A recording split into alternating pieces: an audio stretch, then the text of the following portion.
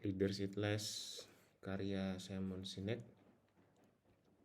Bab 8, Mengapa kita memiliki pemimpin, bagian kedua.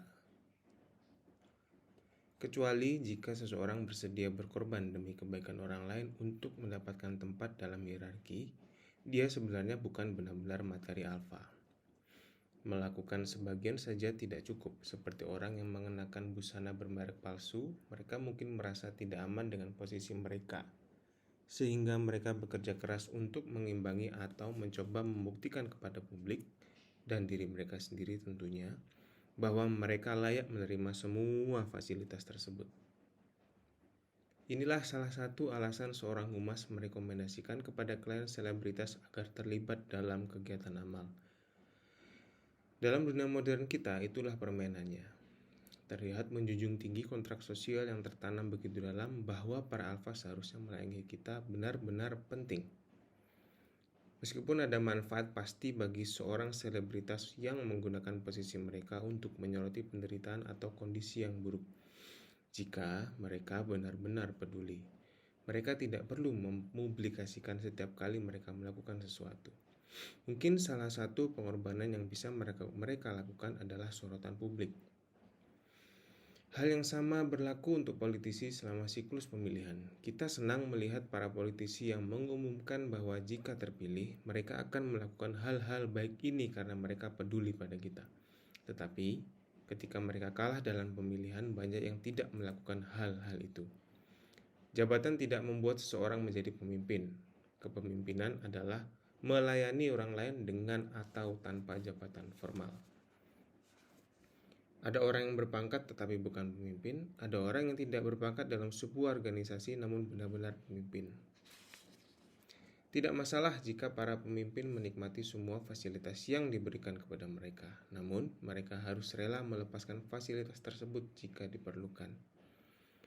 Pemimpin adalah orang-orang yang bersedia memperhatikan orang-orang di sekitar mereka. Mereka bersedia mengorbankan kenyamanan mereka sendiri untuk kita, bahkan ketika mereka tidak setuju dengan kita. Kepercayaan bukan hanya masalah kesamaan pendapat. Kepercayaan adalah reaksi biologis atas keyakinan bahwa seseorang melindungi kita. Pemimpin adalah orang-orang yang bersedia mengorbankan milik mereka untuk kita. Waktu mereka, energi mereka, uang mereka, bahkan mungkin makanan dari piring mereka. Jika diperlukan, para pemimpin memilih untuk makan paling akhir. Dengan standar kepemimpinan yang objektif, mereka yang bertujuan meningkatkan status mereka sendiri dan menikmati fasilitas tanpa memenuhi tanggung jawab sebagai pemimpin, dapat dikatakan sebagai pemimpin yang lemah, meskipun mereka dapat mencapai status alfa dan naik jabatan. Meskipun mereka mungkin memiliki talenta dan kekuatan yang dapat menjadikan mereka berstatus alfa. Mereka hanya menjadi pemimpin saat mereka menerima tanggung jawab untuk melindungi orang-orang yang mereka jaga. Jika mereka memilih mengorbankan orang-orang di suku mereka demi keuntungan pribadi, mereka akan sering berjuang mempertahankan posisi mereka begitu mereka meraihnya. Sekali lagi, kelompok itu tidak bodoh. Orang-orang itu selalu memiliki kekuatan. Pemimpin organisasi yang naik pangkat bukan karena keinginan mereka, melainkan karena suku mereka menawarkan status yang lebih tinggi sebagai rasa syukur atas kesediaan mereka untuk berkorban. Adalah pemimpin sejati yang layak kita percaya dan patuhi. Semua pemimpin, bahkan yang baik, terkadang bisa kehilangan arah, menjadi egois dan haus kekuasaan. Mabuk karena senyawa kimia kadang-kadang membuat mereka lupa bahwa sebagai pemimpin mereka bertanggung jawab terhadap para anggota mereka. Terkadang para pemimpin ini bisa mendapatkan kembali pijakan mereka, tetapi jika tidak, kita tidak punya pilihan selain melihat ke masa lalu, meratapi apa yang telah mereka perbuat, menunggu mereka berpindah dan mengharapkan orang lain memimpin kita. Yang membuat seorang menjadi pemimpin yang baik adalah menghindari sorotan publik. Mereka lebih senang menghabiskan waktu dan energi untuk mendukung dan melindungi anggota mereka. Ketika kita merasakan lingkaran keselamatan di sekitar kita, kita menaruhkan darah, keringat, dan air mata kita dan melakukan apapun demi membantu pemimpin kita mewujudkan visinya. Satu-satunya hal yang perlu dilakukan pemimpin kita adalah mengingat siapa yang mereka layani, dan kami pun akan merasa senang dan terhormat melayani mereka. Cangkir keramik. Saya mendengar sebuah cerita tentang mantan atase pertahanan yang berpidato di sebuah konferensi besar. Dia naik ke panggung dan mulai berbicara, menyampaikan pidato yang sudah dipersiapkannya di hadapan audiens. Dia berhenti sejenak untuk menyesap kopinya dari cangkir styrofoam yang dia bawa ke panggung. Dia menyesap lagi, menunduk menatap cangkir itu dan tersenyum. Anda tahu? Katanya, menyela pidatonya sendiri. Saya berbicara di sini tahun lalu. Saya hadir di konferensi ini di panggung yang sama. Tetapi tahun lalu saya masih menjadi atase pertahanan, katanya. Terbang ke sini di kelas bisnis, ketika saya mendarat ada seseorang yang menunggu saya di bandara untuk mengantar saya ke hotel. Setibanya di hotel, lanjutnya, ada orang lain menunggu saya. Mereka sudah memesankan kamar hotel untuk saya, jadi mereka menyerahkan kuncinya dan mengantarkan saya ke kamar. Keesokan paginya ketika saya turun, ada lagi seseorang menunggu saya di lobi untuk mengantar saya ke tempat ini. Saya diantar masuk melalui pintu belakang, ditunjukkan ruang tunggu dan disuguhi kopi dalam cangkir keramik yang indah. Tetapi tahun ini, saat saya berdiri di sini untuk berbicara dengan Anda bukan lagi sebagai atase pertahanan, lanjutnya, saya naik ke sini naik pesawat kelas ekonomi. Ketika saya tiba di bandara kemarin, tidak ada orang yang menjemput saya. Saya naik taksi ke hotel. Ketika sampai di hotel, saya memesan kamar sendiri dan masuk ke kamar tanpa diantar. Pagi ini, saya turun ke lobi dan naik taksi lagi menuju ke sini. Saya masuk melalui pintu depan dan berjalan ke belakang panggung. Sesampai di sana, saya bertanya kepada salah satu teknisi, apakah ada kopi? Dia menunjuk sebuah mesin kopi di atas meja balik dinding. Saya berjalan ke meja itu dan menuang kopi ke gelas styrofoam ini, katanya sambil mengangkat gelasnya untuk menunjukkan kepada audiens. Itu terjadi pada saya, dia melanjutkan. Cangkir keramik yang mereka berikan kepada saya tahun lalu tidak pernah dimaksudkan untuk saya. Cangkir itu dimaksudkan untuk posisi saya.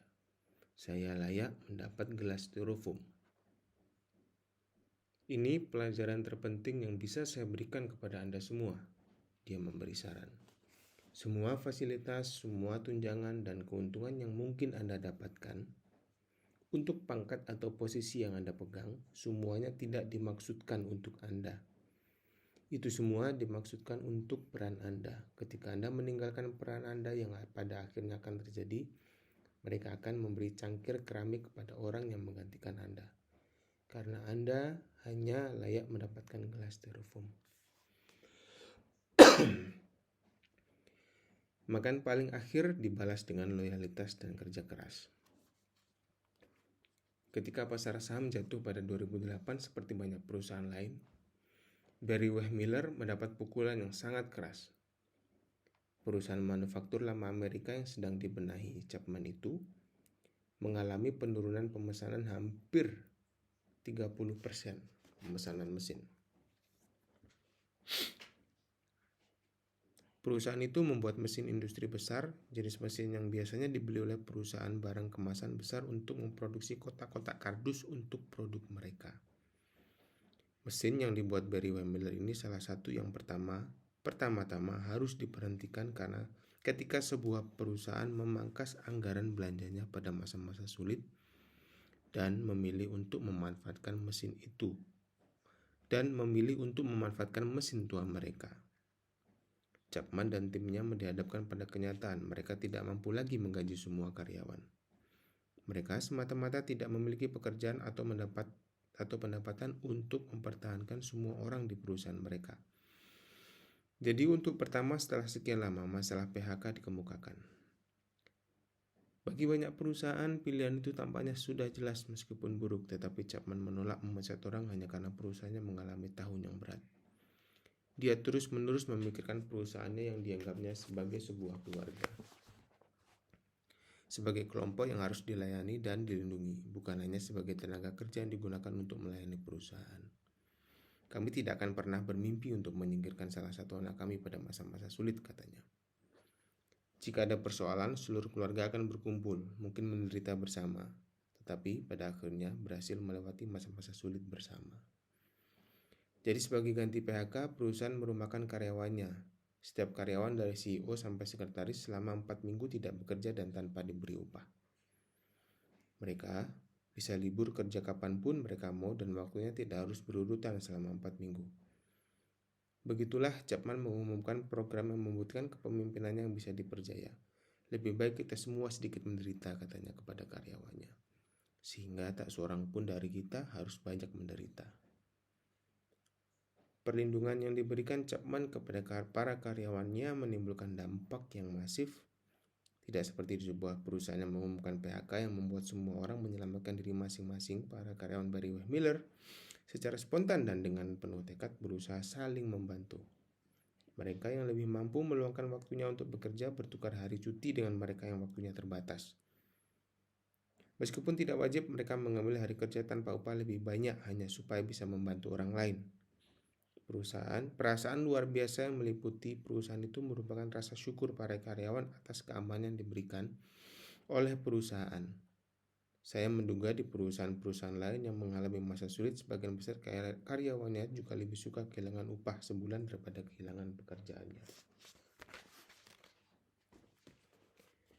Ketika keadaan mulai membaik, program itu dihentikan. Simpanan pensiun yang dihentikan perusahaan pada masa-masa sulit tidak hanya dilanjutkan, tetapi juga dibayarkan ketika masa sulit mulai melanda perusahaan. Hasilnya sungguh mencengangkan. Pemimpin sudah memenuhi kewajiban antropologisnya sebagai alfa, yaitu melindungi para karyawannya, dan sebagai gantinya para karyawan membalas perlindungan itu dengan kesetiaan. Mereka ingin melakukan apapun yang mereka bisa untuk membantu perusahaan. Sedikit sekali karyawan Barry Wehmiller yang mengundurkan diri demi mendapatkan lebih banyak uang. Dalam kehidupan manusia, suku yang memberikan keamanan kepada anggotanya membuat suku tersebut lebih kuat serta lebih siap menghadapi bahaya dan ketidakpastian dunia luar. Alasan para pemimpin bekerja dengan baik pada masa-masa sulit sudah jelas. Anggota suku mereka rela berkorban dengan darah, keringat, dan air mata untuk melihat suku mereka, perusahaan mereka semakin maju dan tumbuh lebih kuat. Mereka melakukannya bukan karena mereka harus melakukannya, melainkan karena mereka menginginkannya. Alhasil, suku yang lebih kuat, perusahaan yang lebih kuat, mampu menciptakan rasa aman dan perlindungan yang lebih besar kepada lebih banyak orang untuk waktu yang lebih lama. Sebaliknya, ketakutan bisa menghambat inovasi dan kemajuan, sehingga banyak pemimpin perusahaan menyatakan bahwa mereka mencoba bergerak maju lewat reorganisasi. Meninjau kembali Edshaw. Masing-masing senyawa kimia yang menimbulkan rasa nyaman sangat penting untuk kelangsungan hidup kita sebagai individu dan populasi. Senyawa-senyawa kimia itu memainkan peran berdasarkan kebutuhan dan lingkungan tempat kita bekerja. Kita mampu bekerja keras dan menggunakan otot berkat endorfin. Kita mampu menetapkan tujuan, memusatkan perhatian, dan menyelesaikan pekerjaan karena daya dorong dopamin. Kita merasa nyaman bisa membuat kemajuan, karena itulah kita melakukannya. Serotonin bertanggung jawab atas kebanggaan yang kita rasakan saat kita ingin mencapai hal besar, atau saat kita membuat bangga orang-orang yang melindungi kita. Serotonin membantu memastikan kita peduli kepada mereka yang mengikuti kita dan berbuat baik terhadap mereka yang memimpin kita. Kekuatan misterius oksitosin membantu kita membentuk ikatan cinta dan kepercayaan. Hal itu membantu kita membentuk hubungan yang begitu kuat, sehingga kita bisa mengambil keputusan dengan keyakinan penuh bahwa mereka yang peduli kepada kita akan mendukung kita.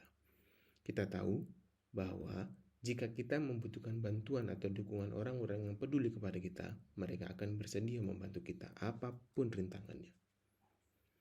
Oksitosin membuat kita tetap sehat. Ini membuka pikiran kita. Secara biologis, kita menjadi pemecah masalah yang lebih baik. Tanpa oksitosin, kita hanya akan membuat kemajuan jangka pendek. Pencapaian yang tinggi membutuhkan gabungan kemampuan memecahkan masalah dari orang-orang yang saling percaya. Seperti semua hal tentang manusia, itu bukan sistem yang sempurna. Senyawa-senyawa kimia itu mengalir dalam jumlah yang tidak sama dan dengan jatah yang ketat. Senyawa-senyawa kimia itu kadang-kadang dilepaskan bersama-sama dalam jumlah yang bervariasi. Selain itu, kita bisa membuat sistem itu korsleting sehingga melepaskan senyawa kimia untuk alasan yang salah. Senyawa kimia individualis, endorfin dan dopamin memberi kita imbalan jangka pendek yang bisa membuat kita dalam kondisi yang tepat menjadi kecanduan.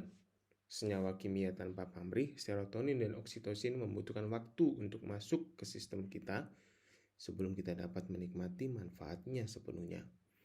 Meskipun kita mungkin merasakan sensasi mencapai tujuan atau memenangi perlombaan, perasaan itu tidak akan bertahan lama. Untuk mendapatkan lebih banyak perasaan itu, kita perlu memenangi perlombaan lain dan mencapai tujuan yang lebih jauh.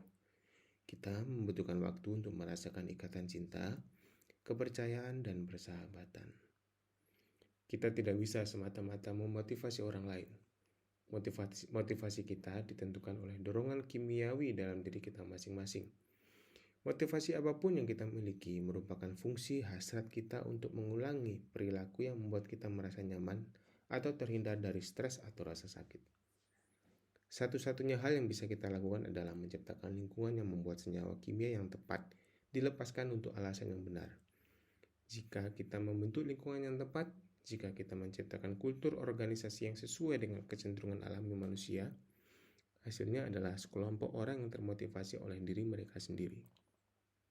Tujuan pemimpin organisasi manapun adalah menemukan keseimbangan. Apabila dopamin menjadi penggerak utama kita bisa meraih banyak hal, tetapi kita akan merasa kesepian dan ketidakbahagia seberapapun besar kekayaan dan kekuasaan kita. Kita menghasilkan pencapaian-pencapaian kilat dan mencari kesibukan berikutnya. Dopamin sama sekali tidak membantu kita bertahan. Ketika kita tinggal dalam komunitas hippie, oksitosin tercurah.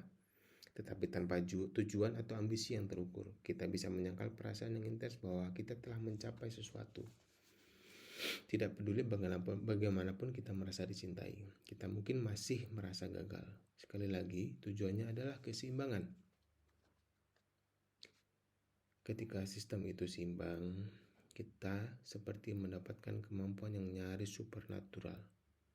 71 kemampuan tersebut antara lain berupa keberanian, inspirasi, prediksi, masa depan, kreativitas, dan empati. Ketika semua itu muncul, hasil dan perasaan yang menyertainya benar-benar luar biasa.